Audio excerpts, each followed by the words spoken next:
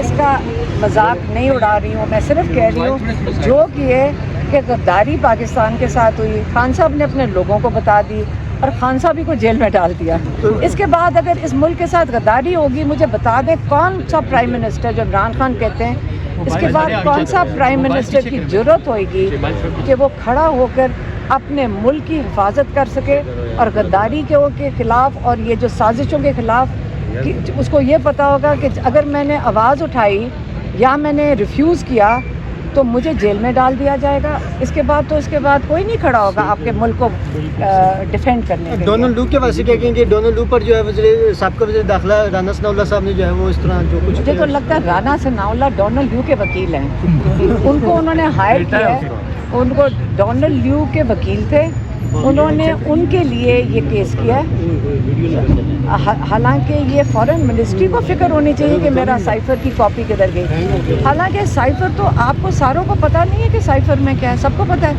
وہ عمران خان نے تو نہیں آپ کو بتایا تھا، وہ ایک امریکن جرنل اس کے اندر چھپا تھا نا، تو پھر وہ امریکہ والی وہ جو انٹرسیپٹ ہے، مجھے تو لگتا ہے ساروں کو پھر جیل میں ڈالنا پڑے گا، سب کے پاس کوئی بھی پرائم منسٹر کے خلاف سائفر اگر آتا تو وہ بھی جیل میں چلا جائے گا۔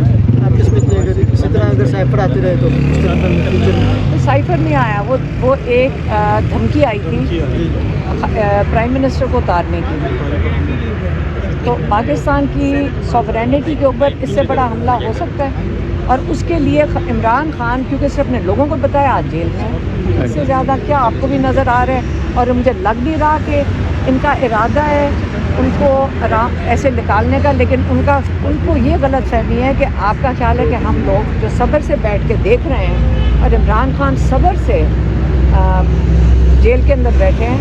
عمران خان کبھی لا نہیں توڑا، انہوں نے آج تک کبھی انہوں نے چیز ایسی نہیں کی جو پاکستان کے قانون کے خلاف ہو۔ اب یہ ہے کہ وہ صبر سے بیٹھ جائیں گے، ہم صبر سے بیٹھ جائیں گے، کب تک یہ چلے گا؟ وہ صبر سے بیٹھ جائیں گے، ہم نہیں صبر سے بیٹھ جائیں گے۔ آج عمران خان صاحب نے ایک جیل سے پیغام بھی جاری کیا ہے، کیا کہیں گی؟ اور یہ ٹویٹر کے اوپر ان کے ٹویٹ اکاؤنٹ سے پیغام جاری ہوا ہے عوام کے نام، لوگ ایکسپیکٹ کر رہے ہیں کہ شاید علیمہ خان جو ہیں وہ یہ پیغام لے کے آئی ہیں اور ان تک پہنچایا جا رہا ہے۔ ہم بشرا بی ہم تینوں بہنیں ادھر تھے، ہم نے ان سے پوچھا تھا کہ آپ اپنے الفاظ میں بتائیں کہ آپ کیا محسوس کر رہے ہیں، تو یہ پیغام جو تھا انہوں نے اپنے الفاظ میں یہ بتایا تھا، جو ہم نے پھر ان کی آفیشیل سائٹ پہ لگا دیا۔ نواز شریف کے بارے میں وہ کوئی بات نہیں کر رہے؟ ہماری فیملی میٹنگ ہے، کوئی ہم سیاست تو نہیں ڈسکس کرتے۔ میں نے جیل سے عمران خان بہرحال ان کو، ہمارے پاس اور کچھ بات کرنے کو، اپنی فیملی کی باتیں کریں گے، اس کو ہم کیوں ڈسکس کریں گے ان سے؟ آپ نواز شریف کو ڈسکس کرنے کے قابل ہی نہیں سمجھتے؟ ٹائم ضائع نہیں کرتے ان چیزوں پہ۔ مطلب آپ کا ایک ہی بھائی ہے اور وہ بھی اس وقت جیل میں ہے، کبھی خواہش تو ہوئی ہوگی کہ دوسرا بھائی بھی ہوتا، آپ کے بہنوں کے ساتھ ہوتا؟ میڈم جی میم کوئی انٹرویو کے لیے ٹائم تو یہی پیغام ہے۔ مہربانی۔